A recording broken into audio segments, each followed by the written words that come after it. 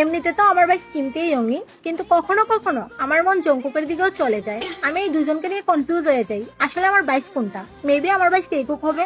হায় রাম, এদিকে তো আমি আবার পিছলে গেলাম। এই বিল্লু কত কিউট রে ভাই, আমি তো পুরাই ফিদা হয়ে গেলাম। আর জিমিনা, ও এম জি, এই মুচি তো আমার জানটাই নিয়ে নিতেছে। আর আমাদের যে হোক, এনাকে দেখলে তো আমার রাতের ঘুমই হারাম হয়ে যায় বোন। অন্যদিকে আমাদের লিডার জি, এনার তো কোনো জবাবই নাই বোন। আর আমাদের জিনপ্পা, সে তো জন্ম থেকেই হ্যান্ডসাম, এখন দিন দিন আরো হ্যান্ডসাম হয়ে যেতেছে। আর আমি সত্যিই বুঝতে পারি না আমার আসলে কি করা উচিত। তোমরাই বলো, এখানে আমার কি কোনো দোষ আছে? আমি তো কত ইনোসেন্ট, তাই না? সব দোষ তো এই বেটাদের রূপে। দিন দিনে তো কিউট হইতে হইবে কেন? তোমরাই বলো, এখানে আমার কোনো দোষ নেই। আমি পুরাই নিষ্পাপ ইনোসেন্ট একটা বাচ্চা মানুষ। তো আর্মিস, আমার সাথে যা যা হয় তা কি তোমাদের সাথেও হয়? হইলে আমার একটু বইলা যাও, তাইলে আমিও নিজের সান্ত্বনা দিতে পারবো। না করি ফষ্টি নষ্টি দেখতে নন্তা খেতে মিষ্টি